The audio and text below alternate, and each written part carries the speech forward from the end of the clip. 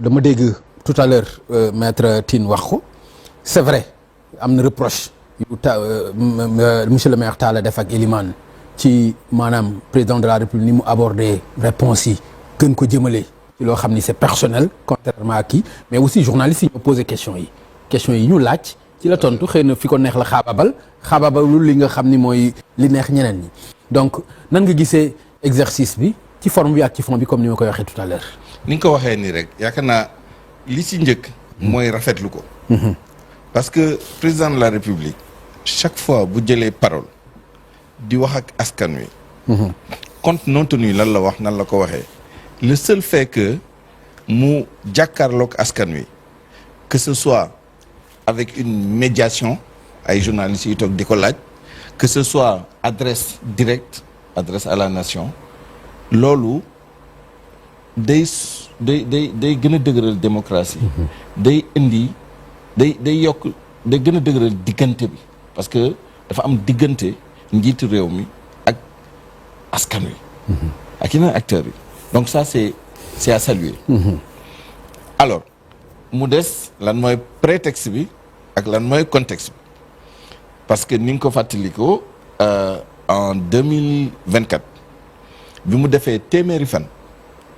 les 100 premiers jours la joxe woon interview boobu nga xam ne amoon naa mbégte loolu bokk ci tout à fait ñu toogaat ba 2025 bi mu defee 1 an parce que c'était vers le 5 avril xam nga loolu prétexte bi moom mooy première année à la tête de l'État ci diggante bi sax yaakaar naa am na beneen face à face bu mu amoon damay fàtte prétexte bi lan la woon mais bii bëri na ay prétexte démb la woon wala barki dem 1er mai fête du travail d'ailleurs noonu la ñu ubbee émission bi mën nañ jàpp ni loolu mooy prétexte principal bi amaana buñ ko rapproché ak mois d'avril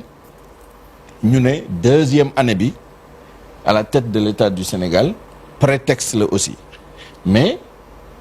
contexte bi moo ëpp importance parce que contexte bu mu defee exercice bi mooy contexte boo xam ne quand même dafa am coow lu jóg jib ci digganteem ak premier ministre am te lu koy firnde mooy liñ ko laaj yi majorité PASTEF bi nga xam ne dafa voté proposition de loi à l'Assemblée nationale bu waxee lii premier ministre am wax lële ñu dem ba koy xarab moom président de la République ci taxawaayam en tant que chef de l'État ak lu mu war a incarner ak dayoo bi nga xam ne war na ko am ak fees bi nga xam ne war na ko fees place bu mu toog bi donc loolu yëpp ñëw nag fekk difficulté économique et sociale yi ñu am yi ba pare mu am contexte international li xew Mali li xew diggante États-Unis ak Iran ak njeexital yi nga xam ne am na ko donc c'était un bon moment pour parler looloo tax li ñu wax li ci opportunité bi nu mu ko exploiter tamit gannaaw journalistes yi bu ñu ko posé nag question yi ñu ko waroon posé yëpp ñu koy rafetlu aussi tout à fait ñu ko waroon posé yëpp posé nañ ko mu des moom nan lay répartir temps bi ñu ko jox pour mu répondre ak fan lay def emphase bi ñu gis ni emphase bi mu ngi ko def plus sur yenn sujets yi rawatina clarification bi nga xam ne moom la Elimane wax ci pas seulement digganteem ak premier ministre am pas seulement digganteem ak parti PASTEF waaye clarification par rapport ak moom taxawaayam ak nu mu fas yéene te nguur bi désormais parce que nag tey président de la République leeral ni il est seul moom mooy tenir gouvernail bi navire bi moom mooy njiit bi moom kese mooy njiit bi amaana bu defoon conférence de presse bi en français niñ ko tàmmee dégg mu naan nous tey je man moo si gën a bëri. nuunu bi sax xaw na ko def tuuti mais li nga wax mooy dëgg. man jeu bi moo moo ci gën a gën a bëri war a dëgg la. moo gën a bëri te daf ko doon souligner en toute sérénité il est très serein dans la forme franchement li ci Talla wax moo ci nekk sincérité bi ça transparaissait ci li muy wax li yëpp donc loolu y a pas de problème mais taxawaay bi nga xam ne taxaw na ko tey je dirais non seulement clarification mais démarcation par rapport ak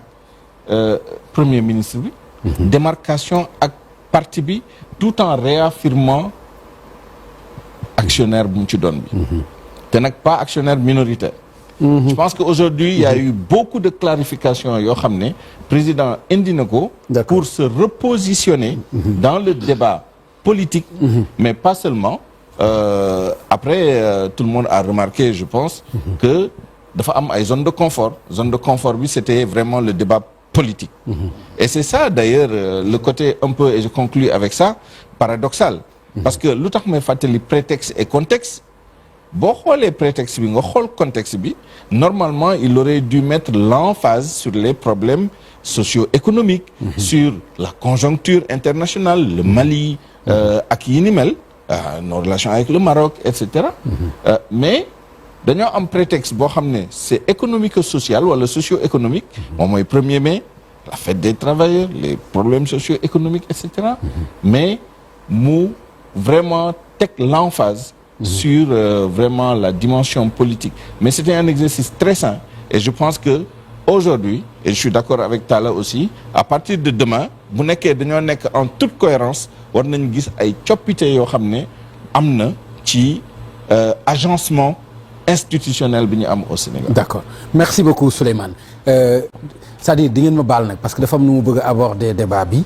parce que su fekkee damay jël point bu nekk ku nekk bëgg ci ñëw te point yi mu abordé dafa bëri. dafay xaw a doy waar. mais dama bëgg rek par exemple ma jël benn point jagleel ko Talla par exemple li président de la République wax ci avant projet bi par exemple initiative yi mu ci jël ci wàllu CENI bi ci wàllu bulletin unique bi ci yu bëri ak aussi taxawaay bi nga xam ne aussi proposition de loi bi ñëw na ci ba ci ñëw ci urgence moom ni mu ko ñàkk a rafetloo ak ni mu ko abordé moom nga ñëw ci bu fekkee am na ku ci bëgg a wax aussi mu wax ci en attendant ma jël beneen point aussi jagleel ko Elimane su ma ko deful rek mën nañ fii xaw a yàgg point boobu Talla noo ko déggee ak le président de la République. li ma bëgg a njëkk wax jaar ci li Souleymane wax damay koy saluer Souleymane gis nañoo gisee def naa depuis 99. dëgg la sama procès bu ma amoon. ñu tuddee kon le procès de la jeunesse malsaine moom bokkoon na ci ñi ko voilà loolu bokkoon na ci ñi ko reporté woon. On prend toujours beaucoup de plaisir à l'écouter. Alors bi muy wax ci contexte ak prétexte. defe naa kenn ci yéen miinul ñaari contexte ak prétexte di ma ciy dégg wala di ma ci gis mooy 31 décembre ak 3 avril. parce que booba président de la République même bu mu amul lu mu wax sax il est obligé mu wax. donc du musuma jóg di commenter discours am boobu musuma ko def. je ne l'ai jamais fait. pourquoi parce que loolu c'est la République. c'est des moments solennels. yoo xam ne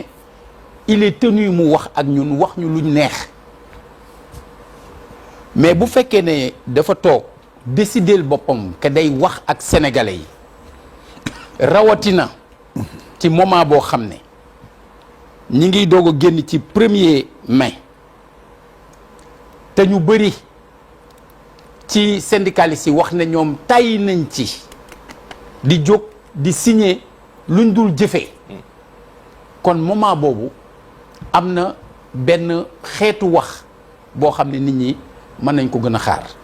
waaye comme yow yaay diriger débat bi. effectivement du ñàkk yenn aspects yi dina am ñoo ko jagleel. maintenant ci li nga indi yàlla moo dogal vraiment l'excellent maître Tine ñu bokkoon commission. ci dialogue politique bi daaw. réforme des institutions ñun ñoo ko bokkoon.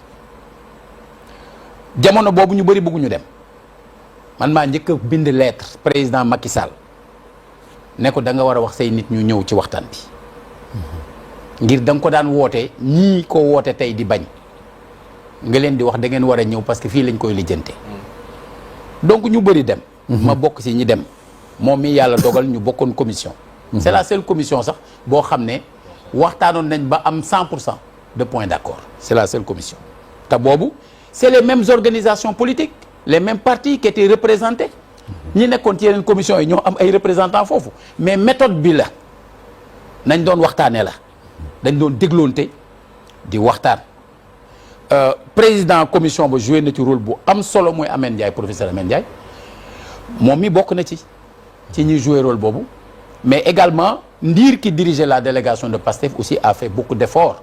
comme ñi nekkoon représentant wu yeneen parti pour ñëw ci sujet bi il y a par exemple la Cour constitutionnelle ni ñu doon tàmbalee mooy dañuy ñëw ñu ni na représentant parti au pouvoir ubbi wax proposition mu wax ñu ni représentant opposition bi kooku wax ñu bëgg fa yem man leen il y a l'autre position voilà parce que am na ñoo xam ne waxewuñ fii waxewuñ fële man it damay tàmbali booba rafetlu li représentant parti au pouvoir bi wax ci cour constitutionnelle parce que ce n'est pas parce que moom daf ko wax tey que man damay jóg di contre loo xam ne depuis 20 ans maa ngi koy wax parce que moom moo ma rejoindre ci loolu. Nous avons travaillé à proposer des réformes institutionnelles depuis 2005 au Sénégal boobu ñun haute cour constitutionnelle sax lañ ko tuddee woon diversifier institution yi nga xam ne ñooy désigner mais le président gardant le pouvoir de nomination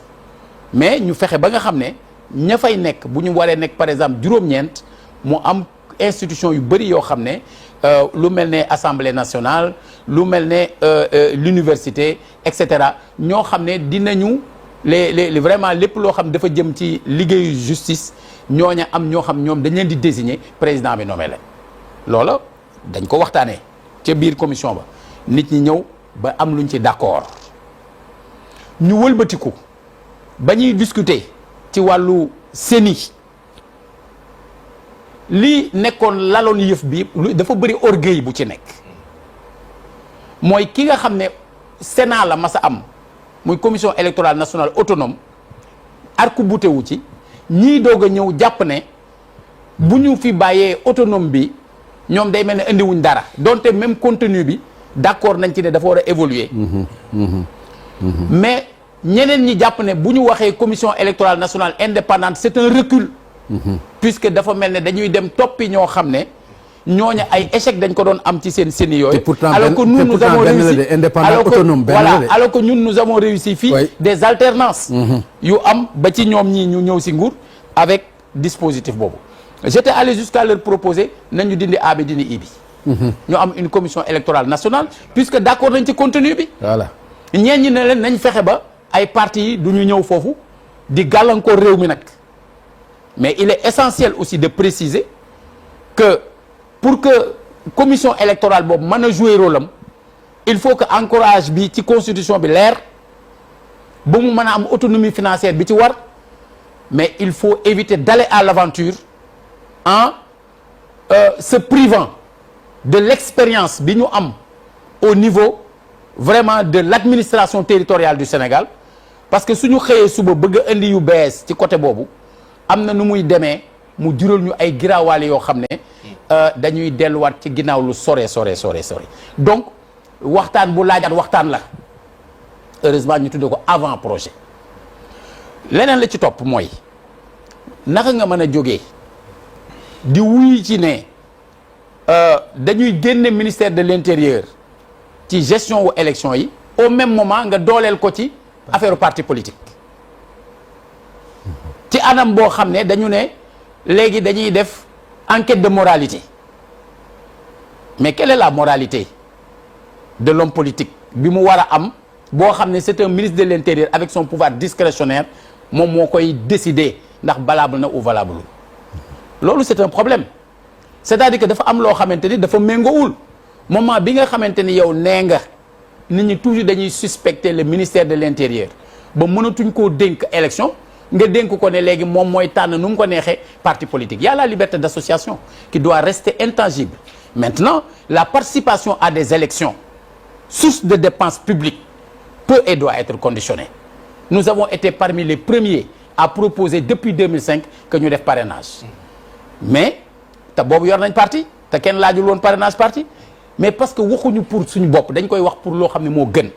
mais pour que avant projet yooyu ak li nga xam ne bëgg nañ koo réviser mu mën a am njariñ il faut qu'on aille au-delà de président dootul nekk chef de parti loolu ànd naa ci rafetlu naa ko bravo monsieur le président parce que xeex naa ci ba def ci kaso juróom benn weer ci loolu kon loolu avancé bu am solo la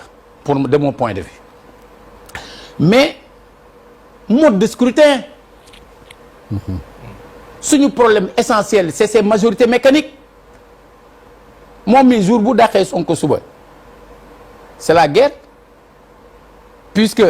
xëccoo boobu ci biir assemblée ci ngay comprendre Pape Ngagne pourquoi il réaffirme son ancrage dans le PASTEF c'est-à-dire loolu dafay préfigurer bataille parlementaire yiy ñëw bi mu amee problème entre le président Wade et le président Idrissa Seck boobu premier ministre la woon Idrissa waxoon ne mooy l'actionnaire majoritaire au niveau du PDS moo jiite woon la liste Sopi jàpp ne moom ay nitam yi moom lañ àndal ñu ni les frondeurs Wade lu mu def da leen dàq dafa ni parce que da ngeen wàcc yoonu parti bi mais donc ëllëg quand le président de la République réaffirme son ancrage dans le PASTEF un député bu ñu falee ci liste PASTEF bu soutenir une initiative du président de la République mën nga ko dàq nga dem si yoon yooyu moo lay won ni la am na luy ñëw donc loo xamante ni il faut nit ñi préparer wu ci mais pour ñu mettre un terme au phénomène majoritaire il faut ñu changer le mode de scrutin mais proportionnel ak majorité c'est-à-dire il faut un scrutin uninominal à 2 tours nga xam ne kenn dootul tànn Ablaye Tine lu mu baax il ferait un excellent député parce que xam ne li ñuy waxtaan loolu c'est clair quelle que soit position bu muy am mais su fekkee dañ ko war a bind ci liste bind ko numéro 3 mu élu avant les élections mais attends bu demee foofu ki ko bind numéro 3 la fay nekkal loolu moo c'est clair et pourtant la constitution nee na tout mandat impératif est nul mais kenn toppul loolu lan la ñuy topp li parti bi wax la ñuy def ki la fi indi lam la wax ngay def bu boobaa tant que ñi ngi ci loolu askanu Sénégal fële leen koy fàtte bu ëllëgee bataille politique bi waral moment bi ñu war a discuter des problèmes des Sénégalais ñu war a jël passer plus de temps pour parler justement de cette configuration politique moo lay won ni la bu ëllëgee on va utiliser les institutions du Sénégal nekk ci guerre boo xam ne c'est-à-dire foofu ñu jëmee mais maanaam ndox amu fa jour bu ñu demee nag ba nga xam ne tey jii coalition bu mu mënti doon circonscription électorale bii ka nga fa am yow comme nit même bu dee bokku leen gis-gis ci biir parti bi yow da ngaa bëgg a topp nit ki kee bëgg a topp projet bi mais mu leer la ni kii ci gox bi moom la ñu gën a bàyyi xel soo ko tànnul doo fa am député c'est ça te su demee assemblée nationale di nelaw Pape Ngagne waa goxam ba xam nañ ni moment bi seen problème kenn mënu ko wax d'accord parce que kenn rek ko xam te demul léegi Talla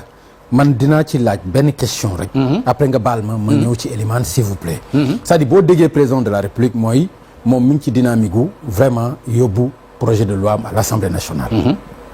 mi ngi ci dynamique gu am consensus parce que loolu mooy li waral dialogue bi nga xam ne ministre de l'Intérieur def na ko keroog ci benn hôtel mi ngi reproché sax d'ailleurs opposition bi que dañ ci waroon teew ñu waxtaane ko léegi proposition de loi bi nga xam ne Pastef def nañ ko mu concerné modification de loi boobu ci L29 ak L30 moom wax na ni mi ngi ci projet de loi am xëy na am na ci réeróo bu ndaw léegi loolu nan lañ ko war a mën a régler waaw mais moom sax moom li tax nit ñi boycotté daa mel ne moom presque ànd na ci sax da ko waxee nee na rek puisque moom nee na ñii dañoo gaawantu waaw du dëgg mais bu fekkee ñoom dañoo dem def ba pare après bëgg le même ministre de l'Intérieur qui était là di défendre loolu war a jóg wootee alors que affaire bi dem na ba noppi léegi Talla avant waaw maa ngi ñëw ci loolu c'est-à-dire que li ci nekk mooy gis nga président dafa am foo xam ne Ablaye il faut ngeen conseiller ko ne ko la mu waroon def ginnaaw signé woon na la charte des assises nationales moo ko signé c'est-à-dire que lu bëri lu ñu discuter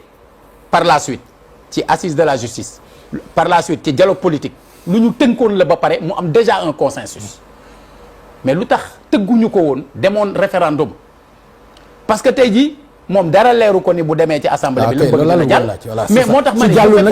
bu fekkoon ne justement dafa basé woon ci li nga xam ne jàllul nag quoi bu jàllul mais moom laa lay wax ni moo tax ma ni la c'est-à-dire que tey jii kilifa boo xamee ne dañu jëm